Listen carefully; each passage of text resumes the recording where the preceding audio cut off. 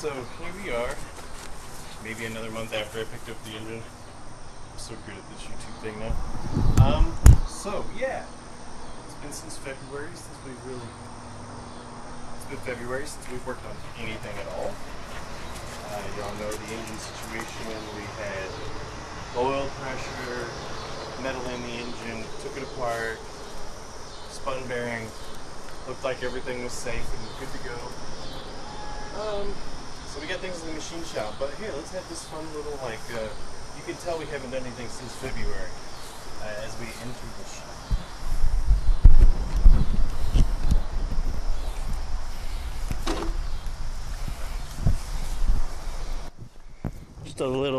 Just a little bit of growth on some trees, you know. No big deal. No big deal. It's funny. Yeah, we've literally not touched like anything in the shop probably since like February when we took everything apart. Caddy still hasn't moved. It's been collecting dust. It's really sad. Yeah, man. It's pretty sad.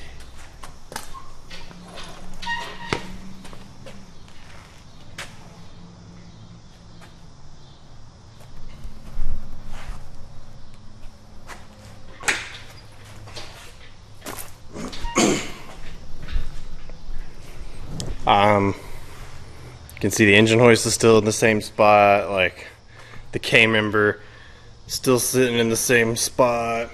But let's move on over to this a little bit. See if I can shine a little bit of light on this. So, this is the old block.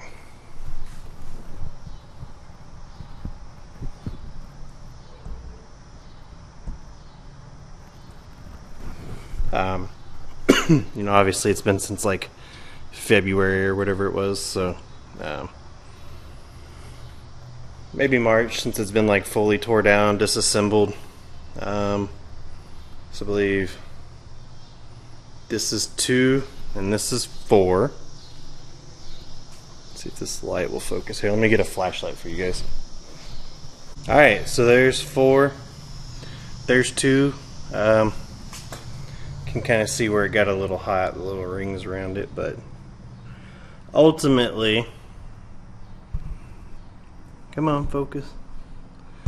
Ultimately, the issue is that this block wouldn't hold a new bearing for anything. Apparently, it was apparently the new bearings going on the block were causing things to spin, and it just wasn't grabbing right, and we would have just wound up back in the exact same situation. This situation we wound up ourselves in with the machine shop was that the overall cost to fix that engine block, to have like an aluminum welder go in, fix whatever it was they needed, it was going to be relatively expensive anywhere I called, especially the machine shop I was at, who had to have probably some of the best deals in DFW area from the people I called and availability. You know, they did their best with what they could so far. We still have the engine block to see what we can possibly do with it in the future. So what we have now is going to be a Dart LS Next cast engine block. So we're going from a stock aluminum block to a cast engine block now. This is the new stuff we got going on. The machine shop had it. I went ahead and had them put the cam in while they were at it. It just made sense.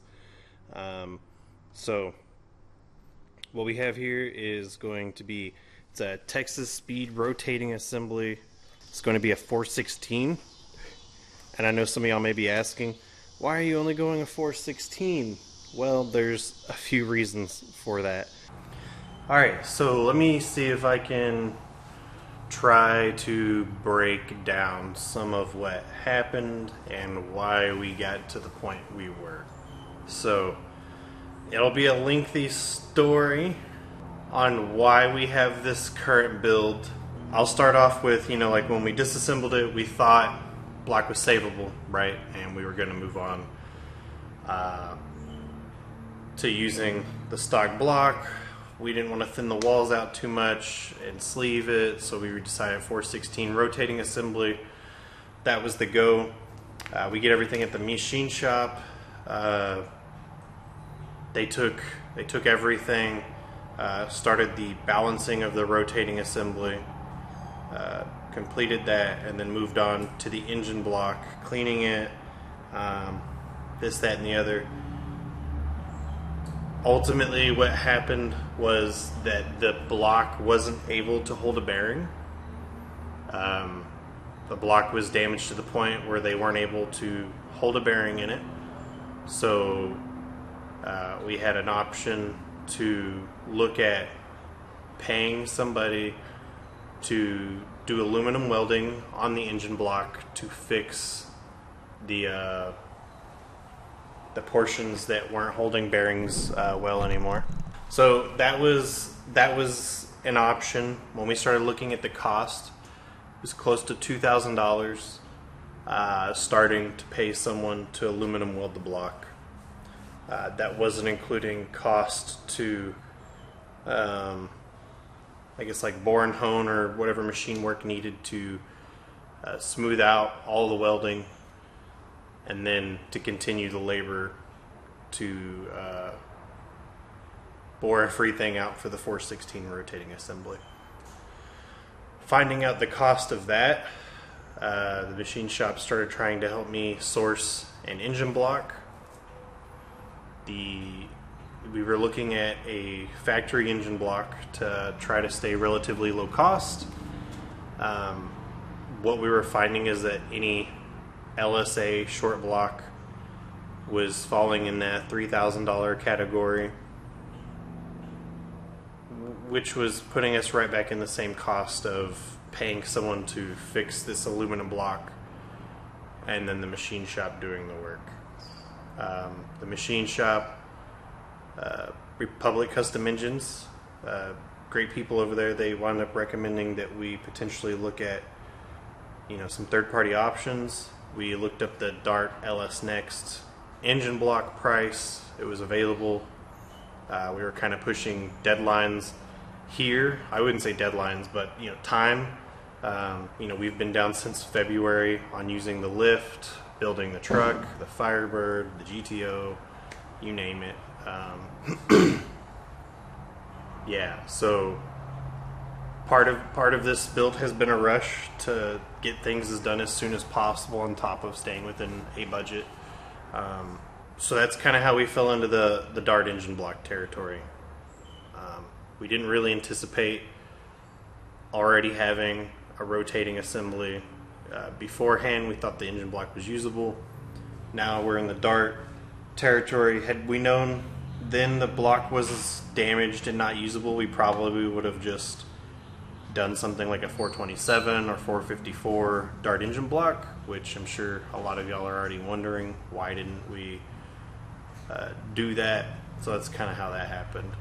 I didn't want to have to pay extra to have someone rotate a new assembly if we got new pistons, because we had already had the pistons. I was trying to, already an unexpected cost for the engine block. I didn't want to have to pay, $1,000 for pistons and then turn around and pay another $400 to balance a rotating assembly. It just wasn't within the budget, honestly. The 416 in this engine block will work for us well for quite a period of time. So it's okay. We can always go up from here. Having said that, we did run into some new delays while we were going through the engine building process. We hit a few bumps here and there. So with all that being said, we did wind up into a few complications when assembling the Dart engine block. there were some tolerances that weren't quite matching up. And I think I still have the pictures here. The machine shop sent me. So it was a lot of questions of what parts did I get? Let's look up the parts, make sure what are the dimensions, of everything. Because what we ordered from Texas Speed was supposed to basically work.